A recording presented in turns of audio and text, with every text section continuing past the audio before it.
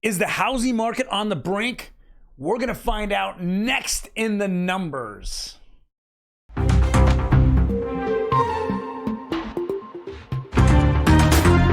Yes, we're going to figure this all out today. We're going to find out how much pull does the Fed really have, and can they really take down the market, at least the housing market and the mortgage markets by themselves? We're also going to go back and jump in the Kobesi letter. There are some really interesting numbers there. And we continue to see a lot of activist groups out there, rallying around, not having evictions. And it's just really tough to see that the glass is half empty, where they should be looking at the glass is half full. All next on Real Estate Daily. Welcome, everyone. My name is Troy, and every day we go over the latest news in real estate, mortgage, and the housing market. Now, before we jump in, do me a favor. Hit that like button. I'm going to give you the best 5 to 10 minutes in the industry on a daily basis. Now, as we know that the Fed is coming out on Thursday, and they're going to, not the Fed, the CPI is coming out on Thursday. And as I continue to dive into the numbers, especially last week's numbers into jobs, we continue to see that more Americans are getting multiple jobs, and full-time jobs are falling off the wayside. Almost 1 million full-time jobs disappeared, yet so many other Americans are jumping in and they're having 2 or 3 jobs. Well, thank you to the blue team that's sitting up there in the government in DC. We keep taking each job as a 1, not a half, not a third, as 3 jobs or 2 jobs. No, we keep adding as if it made sense. If you look at the non-farm payroll jobs that ADP puts out, we took a big loss. And then, of course, when the numbers came out Friday, there's a big win. It doubled the amount. But when you dive deep into it, again, like I said, you have a lot of part-time jobs. In fact, the most part-time jobs we've had in 10, 15 years. And who's all employing these people? The federal government, the government that's spending out of control. And are they just doing that just to get numbers up, right? Because that's how I'm starting to look at it. Or are they manipulating the numbers? I don't know, but I know that if we dive in, the CPI should be so much higher than it is. Look at that. Look, just in the last 2 years, we've seen beef up 130%. Last 2 years, we've seen orange juice up 315%, eggs up 200%. And you're telling me that we're only 3% up year over year? Makes no sense. But let's jump right into it. Let's get into a CNBC article here. It says the housing industry urges Powell to stop raising interest rates or risk an economic hard landing. This is interesting in the respect that says the National Association of Home Builders, number 1, Bankers Association, number 2, and National Association of Realtors, number 3, wrote to the Fed to convey profound concern about the industry. Well, I don't think he's trying to break the housing industry. I think he's trying to break all industries. I mean, every time they raise the rates, they continue to see that historically that we see an enormous market crash because they always over-raise before they stop. And then it's like a rubber band. It snaps right back. And guys, we're heading into not a recession. It's going to be depressionary.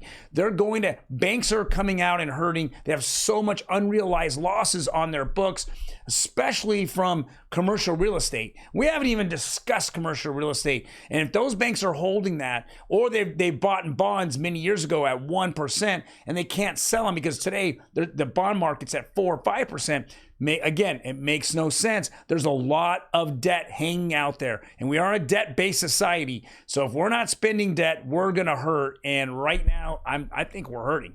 All right, let's jump into the Kobesi ladder.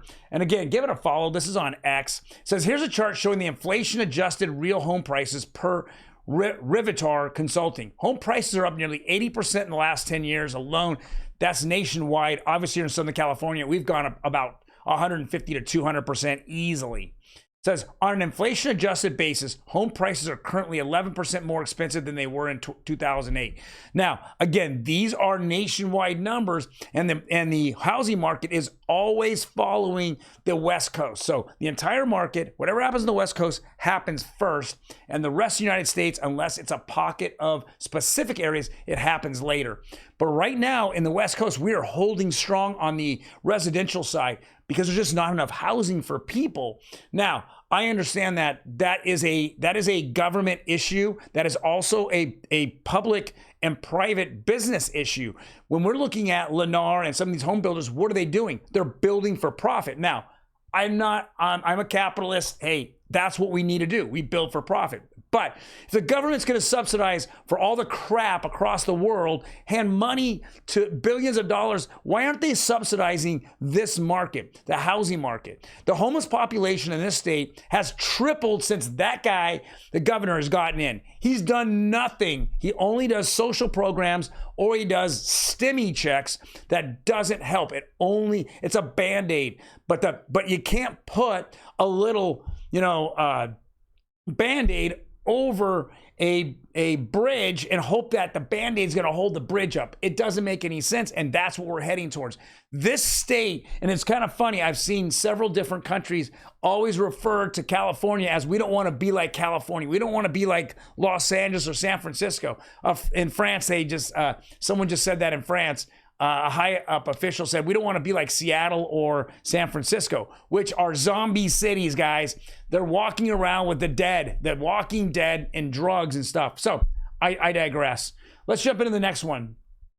What we have to do is we have to go look at what is happening across the world. We're trying to do stuff. We're printing money out of control, and it doesn't matter what anyone says. We're either printing bonds, which we keep having to raise the rate on a bond so people would buy it. Because once they stop buying it, it collapses the system. It will collapse because unless they go quantitative easing and then start printing money to make up for the difference. But we're seeing in China, and China's ahead of the United States because they actually screwed it up way sooner than we did, because they're less a democracy than we are. But we're catching up to them. I digress. It says, breaking: Chinese property developer Country Garden failed to make a debt payment after apartment sales dropped in September. Think about this. Evergrande is the second largest real estate holding company in China. Who's the number one, guys? Country Garden. What is happening? Both of those, the top two, are collapsing.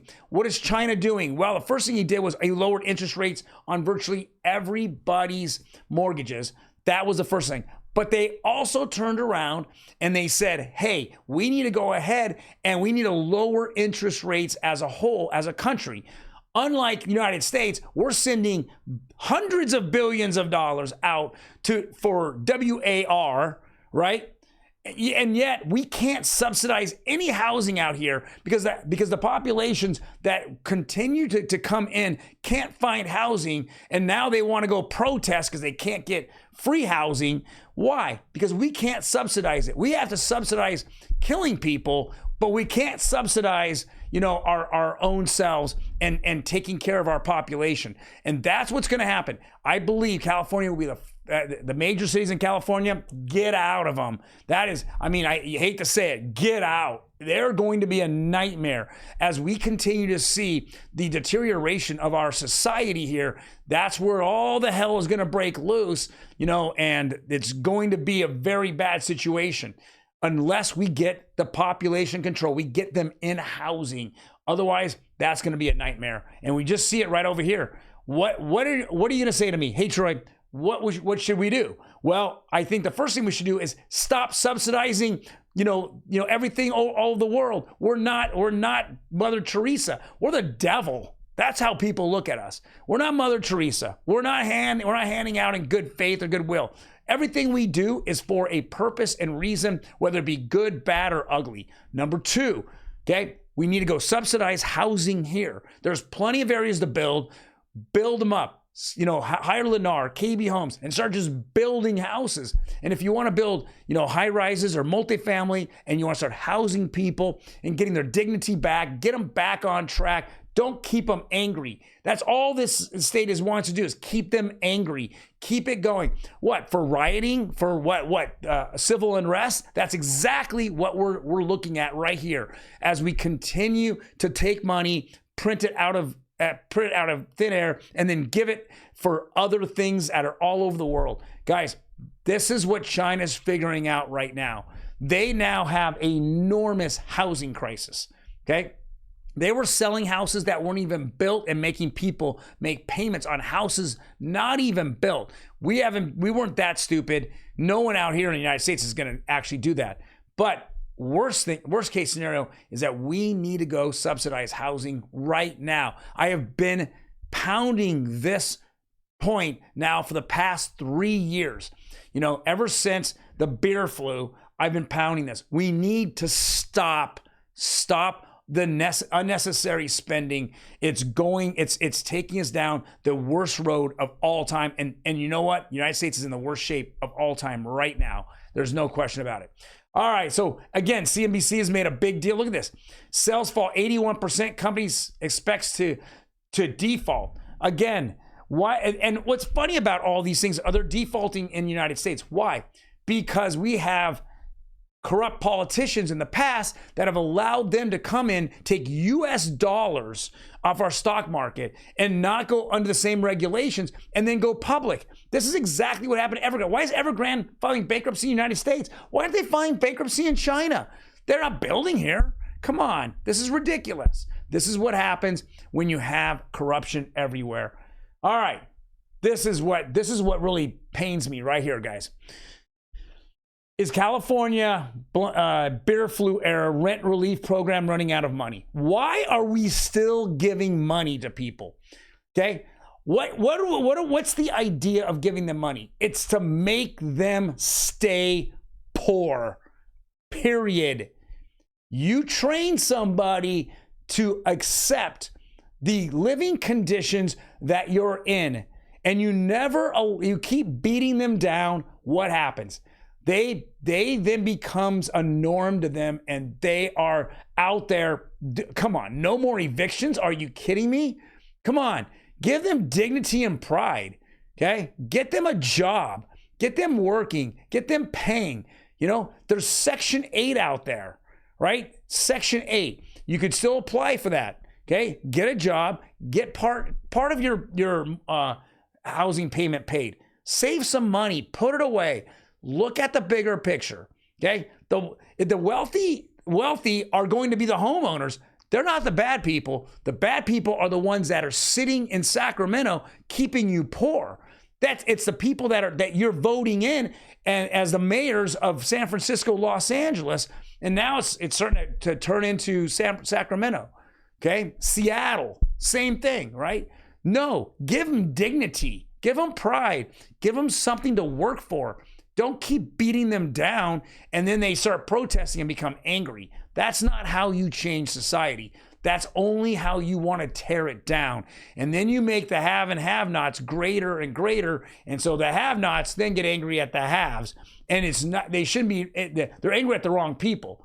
Okay? That's what they're really angry at, the wrong people. And that's why we need to see different officials in office in the next election. Otherwise, this is going to spiral out of control. And if my prediction is we're going to have enormous civil unrest in cities across the United States, especially ones that have that doesn't care about their citizens, has high crime, high homeless population, and are looking for some identity which they're not receiving.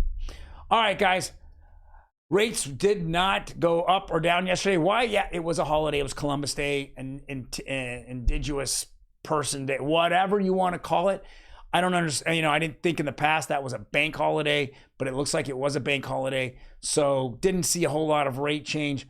Now we're going to see today what it's going to be, because that's the effect of what's happening in Palestine or the Gaza Strip, what's happening there. And God, please pray for those people out there. I mean, this has just been horrific. I don't know what the idea was behind all this. If you're going to attack one side, the other side is going to attack you back. There is nothing.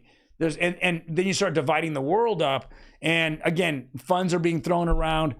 Senators and Congress are starting to, they already had money in shares and stocks and military. And I don't know, man. I'm like, what's going on? Was this a planned thing?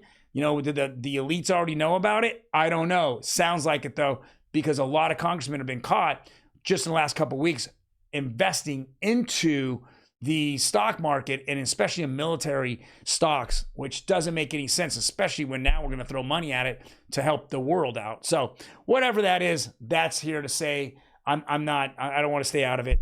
You guys, Tomorrow's going to be a big day. PPI comes out. CPI comes out on Thursday. Let's go see what happens. Let's hear what some of the Fed chairmen say. And let's see if we can get what's happening in China. We can actually see the Fed look at those things and then make better decisions, because all they're doing is making bad decision after bad decision. You guys take care. Peace out.